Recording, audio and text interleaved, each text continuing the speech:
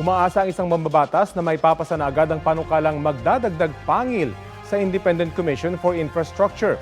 Kailangan daw kasi iyon para matutukan ang mga investigasyon kaugnay sa infrastructure projects. Balitang hatid ni Tina Panganiban Perez. Parehong ipinapanukala sa Senado at Kamara na bigyan ng kapangyarihan ng Independent Commission for Infrastructure na sisiyasat sa mga anomalya sa mga infrastructure project. Sa Senate Bill 1215, bubuo ng isang Independent People's Commission o IPC. Sa House Bill 4453 naman, Independent Commission Against Infrastructure Corruption o ICAIC ang itatawag.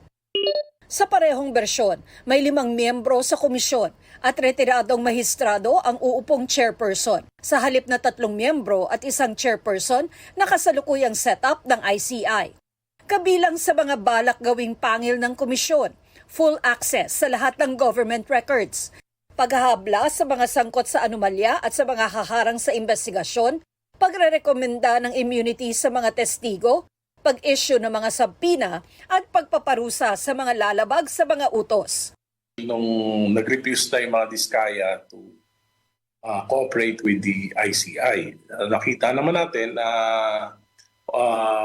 talagang kulang na kulang sa authority ang ICI. At kinakailangan nating madaliin ito. Nakareses ngayon ang Kongreso at magbabalik sesyon sa November 10. Panawagan ni House Senior Deputy Minority Leader Edgar Erice para maipasa agad ang panukala. Magpatawag si Pangulong Bongbong Marcos ng special session ng Kongreso. Mahalaga talaga na mabigyan sila ng madaliang kapangyarihan. Pero At pinanukala na 3 days, di tapos to, kung ito lang ang pag-uusapan. Pero para kay Senate President Tito Soto, hindi pa kailangan ng special session.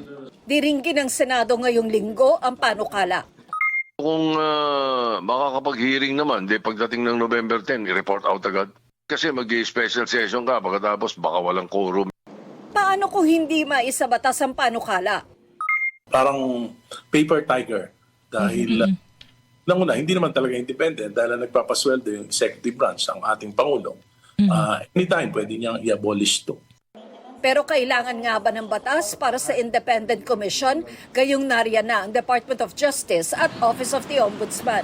Sa dami ng mga kaso na silang kinakaharap ay palagay ko hindi ito mabibigyan ng mabilis na aksyon. Kinakailangan talaga may concentration dito sa infrastructure.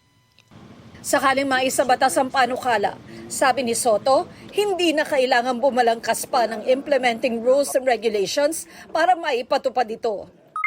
Tigilan na nila yung IRR. Alam mo kasi IRR, gumagawa sila ng sariling batas eh. Apo, Yung tama. yung executive department pinakikialaman yung IRR eh. Sinusubukan namin kunin ang pahayag ng Malacanang at ng ICI, pero dati nang sinabi ni Pangulong Marcos na hindi makikialam ang Malacanang sa investigasyon ng komisyon.